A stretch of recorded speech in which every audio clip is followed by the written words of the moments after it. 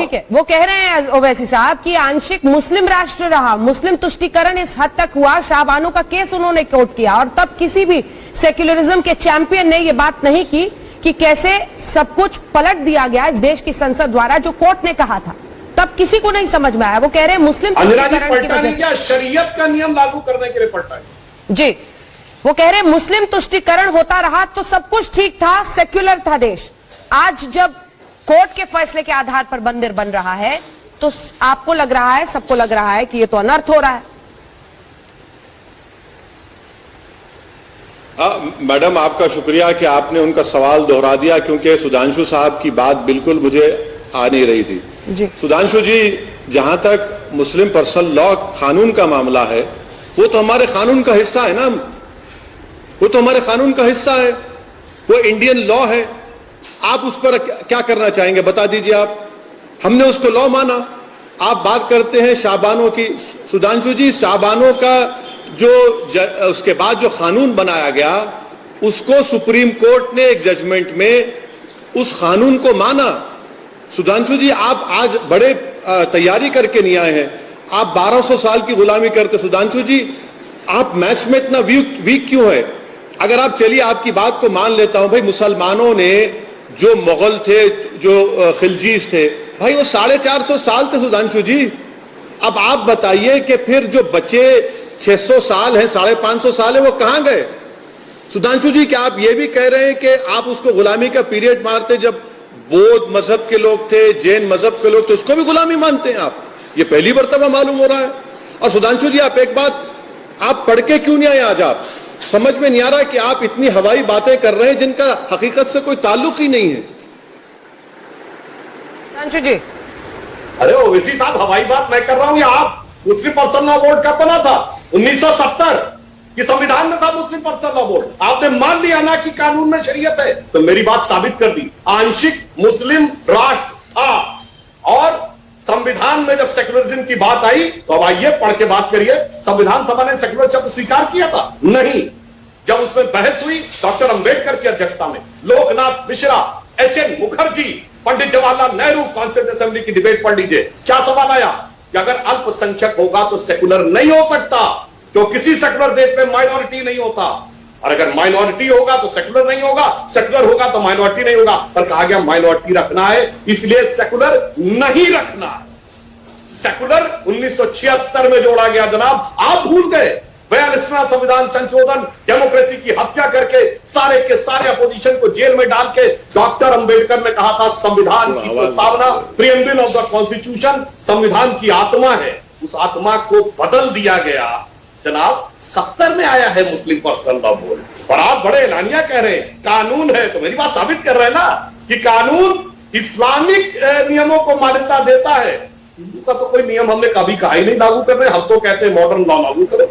और बड़ी मजेदार बात है साहब, बहुत मजेदार बात है, आप ये बात कह रहे जो आपने 1200 साल गुलामी की बात कही, आप भी लगता कुछ भूल गए।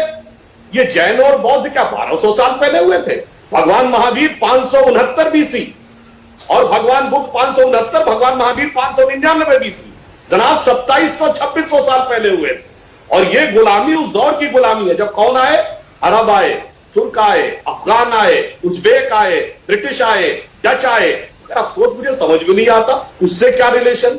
आपके लोग एलानिया कहते हैं कि साहब 800 साल हमने हुकूमत की, तो मतलब आप अपने को उन लोगों से मानते हैं जो तुर्क, मुगल, अफगान, मंगोल, इनसे कोई कनेक्शन मानते हैं क्या? चलिए वर्तमान पर आते हैं ओवैसी जी, वर्तमान पर आते हैं, वर्तमान पर आते हैं। जब आप ये कहते हैं कि मस्जिद थी, है और रहेगी, Indian Muslim personal law board ये कहता है मस्जिद थी, है और रहेगी, तो क्या ये जहर घोलने के बराबर नहीं है? जिस तरह से सौहार्दपूर्ण तरीके से सुप्रीम कोर्ट के फैसले के बाद पूरे देश ने स्वीकारा और उसी कोर्ट ने कहा है ना कि यहां पर मंदिर बनेगा। क्या आपका सवाल का आखिरी हिस्सा बोलिए। उसी कोर्ट ने कहा है ना कि यहां पर मंदिर बनेगा। उसी कोर्ट ने कहा है ना कि सरकार मस्जिद के लिए अलग से जमीन दे। उसी कोर्ट ने कहा है ना कि सरकार ट्रस्ट बनाए। मस्जिद कैसे है? मैडम, अगर मैंने ये कहा है, सुनिए मैडम, मैं अगर ये कह रहा हूं कि यहां पर मस्जिद है और थी और है और रहेगी, तो ये मेरा राइट है। इसमें कंटेम्प्ट कहां से आ रहा है बताइए आप। और मैं बोलता रहूंगा, जब कभी भी 5 अगस्त आएगा, जब कभी भी 6 दिसंबर आएगा, असदुद्दीन ओवैसी बोलता रहेगा यह बात को। ये उकसाने के बराबर नहीं है ओवैसी जी। ओवैसी जी, आपको टोक कर एक सवाल पूछ रही हूं सर, काउंटर क्वेश्चन है, क्या ये लोगों को उकसाने के बराबर नहीं है? ये एक ऐसा मैटर जिससे अब आगे बढ़ने की जरूरत है, उसमें जहर घोलने के बराबर नहीं है। किसको उकसा रहे हैं आप? मैडम, किसी को उकसा नहीं रहे हैं, हकीकत बता रहे हैं। अगर 6 दिसंबर को 92 को सुधांशु जी की पार्टी सुप्रीम कोर्ट को झूठ बोलकर बाबरी मस्जिद को शहीद नहीं करती तो क्या आज का फैसला आता? ये सुधांशु जी भी जानते हैं। और उमा भारती को बिठा लिए वहां पर जो एक्यूज है उस केस में। मैडम, एक बात प्लीज आप समझिए कि ये मेरा फ्रीडम ऑफ एक्सप्रेशन का राइट है, मैं इसको बोलता रहूंगा, उकसा नहीं रहा हूं। मैं किसी को नहीं कह रहा हूं कि खुदा ना खास्ता लॉ एंड ऑर्डर लो। मैडम, आप जानते हैं, आपके टीवी प्रोग्राम पर आपने कई न्यूज दिखाए हैं कि किसका नाम लेकर, गाय का नाम लेकर लुकमान को मारा गया परसों। कौन किसका नाम ले रहा है? और सुधांशु जी को मैं फिर से समझा रहा हूं, बड़ी इज्जत के साथ उनको समझा रहा हूं कि सुधांशु जी, मुस्लिम पर्सनल लॉ बोर्ड एक सोसाइटी एक्ट में रजिस्टर हुआ, मगर मुस्लिम पर्सनल लॉ है अभी कानून में भारत के। वो शरीयत, आप शरीयत को समझते नहीं है सुधांशु जी, आप शरीयत कहे जा रहे हैं। सुधांशु जी, जैसा हिंदू मैरिज एक्ट है वही सिविल मैटर्स में ये भी है। क्या आप हिंदू मैरिज एक्ट को खत्म कर देंगे? आप बताइए, हिंदू मैरिज एक्ट है नहीं है? क्या आप ये नहीं जानते सुधांशु जी कि हिंदू अनडिवाइडेड फैमिली एक्ट है? उसके बारे में आपकी राय क्या है? मैं आपसे बताने की कोशिश कर रहा हूं कि आपके पार्टी और प्रधानमंत्री ने आज वहां पर जाकर इस बात का सबूत दिया कि उनका मजहब, उनका रिलीजन सब पर सुपर इंपोज करेंगे। प्रधानमंत्री ने 5 अगस्त को 15 अगस्त से जोड़ दिया, आप उस पर कुछ कहना नहीं चाहते। सुधांशु जी, मोहन भागवत वहां पर किस कैपेसिटी में बैठे?